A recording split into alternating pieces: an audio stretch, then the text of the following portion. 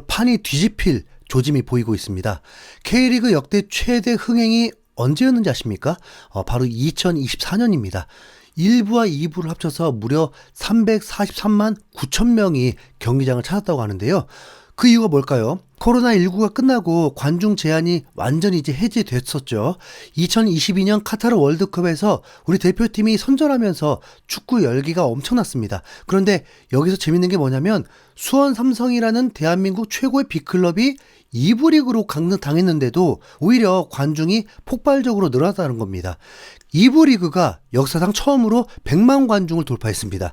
그리고 여성 팬들이 관중 전체의 47%를 차지하면서 K리그 문화 자체가 바뀌고 있었습니다. K리그 흥행의 기억을 떠올려 보면 크게 두 가지가 있습니다. 첫 번째는 스타 트로이카 시대입니다. 안정환, 고종수, 이동국 이 세 명의 이름만 들어도 가슴이 뛰지 않습니까? 2000년대 직전에 이들이 K리그를 누비던 그때가 국내파 스타의 마지막 전성기였습니다.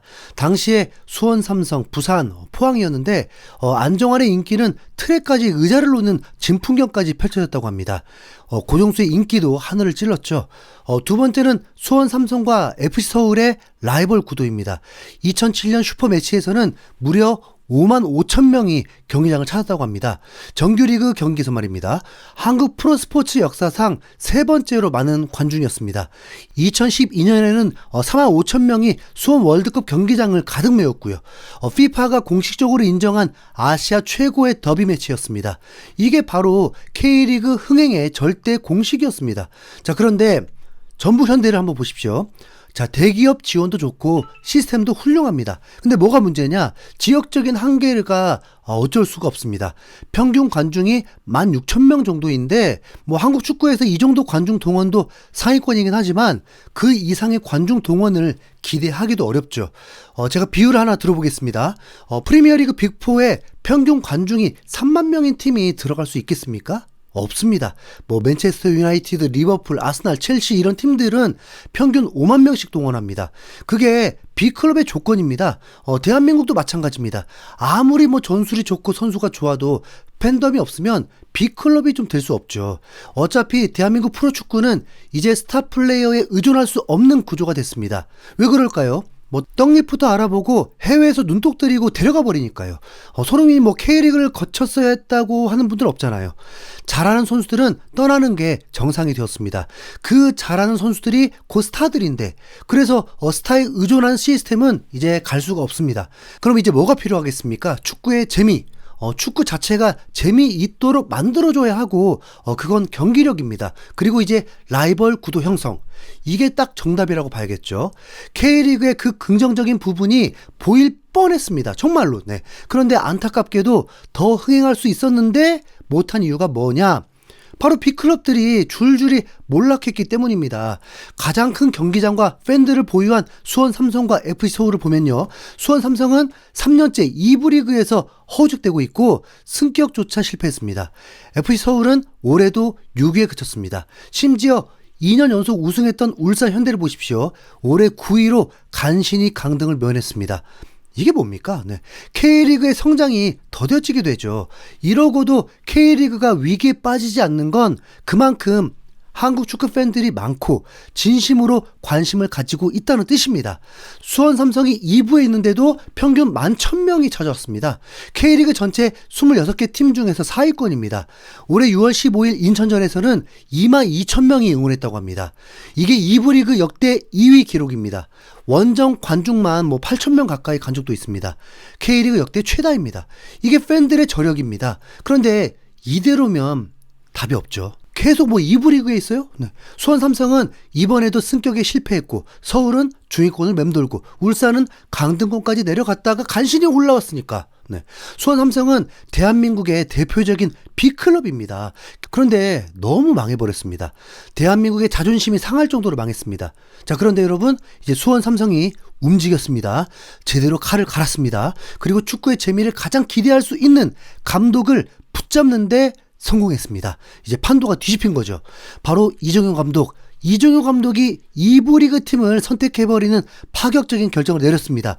K리그 역대 최고 수준의 대우입니다. B클럽 삼성. 무리한 것도 아니죠. 4년에 옵션 1년, 총 5년 계약입니다. 연봉은 국가대표 감독급입니다. 정권을 주기까지 했다고 하더라고요. 코치진 인선부터 선수단 구성까지 전부 이정효 감독 마음대로 할 수 있습니다. 삼성이 전폭적으로 지원한다고 약속했고요. 뭐 이게 얼마나 파격적이냐면 광주FC 코치진을 통째로 데려와 버렸습니다. 프로의 세계가 뭐 냉정한 만큼 어쩔 수 없죠. 네. 뭐 광주시 그런 식으로 하면 안 된다. 네. 이정효 감독이 제대로 한 방 먹인 겁니다. 네. 그리고 이정효의 결단에 수원 삼성의 12명 선수를 계약 만료 포함해서 방출해버리면서 선수단을 완전히 개편했습니다. 이정효 감독은 광주FC에서 기적을 만든 인물입니다. 2022년에 2부 리그 우승을 했는데 역대 최다 승점인 86점을 기록했고 9관왕을 달성했습니다. 2023년에는 승격팀 주제에 K리그에서 3위를 했습니다. 와, 구단 역사상 최고 성적이죠. 게다가 최소 실점 35실점을 기록했습니다. 2024년에는 ACL 엘리트 8강까지 올라갔습니다. 시도민 구단으로는 최초이고 K리그에서 유일하게 살아남았습니다. 강한 압박과 조직력 그리고 수비력이 특징인데 2년 연속 최소 실점을 기록했거든요. 선수 육성 능력도 뛰어납니다. 이기면 화내고 지면 위로하는 독특한 감독, 네, 카리스마가 있어요. 선수들이 이정효 감독 밑에서 크고 싶어 할 정도입니다. 이정효 감독의 다음 시즌 2부 리그 우승은 뭐 이미 분위기상 당연하다고 보고 있습니다. 뭐 소문 정도가 아니라 이미 증명된 카리스마와 전술로 선수단을 장악할 거고 원팀을 만들 겁니다. 명성까지 올라갔으니까 뭐 무명 선수든 몸가 높은 선수든 다 오고 싶어 할 겁니다. 이정효 감독 스타일은 변하지 않습니다. 누가 오든 자기 시스템에 맞춰요. 그럼 2027년이 진짜 기대됩니다. 대한민국 최고의 클럽 수원 삼성이 1부 리그로 올라오는 순간 흥행은 따놓은 당상입니다. 우선 외국인 선수 영입에 공을 들이겠죠. 돈이면 뭐 오는 선수들이니까. 그리고 2년차의 팀 성장으로 바로 상위권도 가능합니다. 수원 삼성은 벌써 개막전부터 뭐 2부 리그 최다 관중이 예고되어 있습니다. 그만큼 이정효 감독의 수원 삼성 부임은 임팩트가 강렬합니다.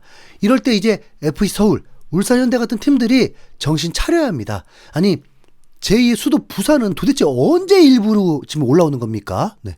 한국 프로축구가 재미있으려면 관중 동원이 필수입니다.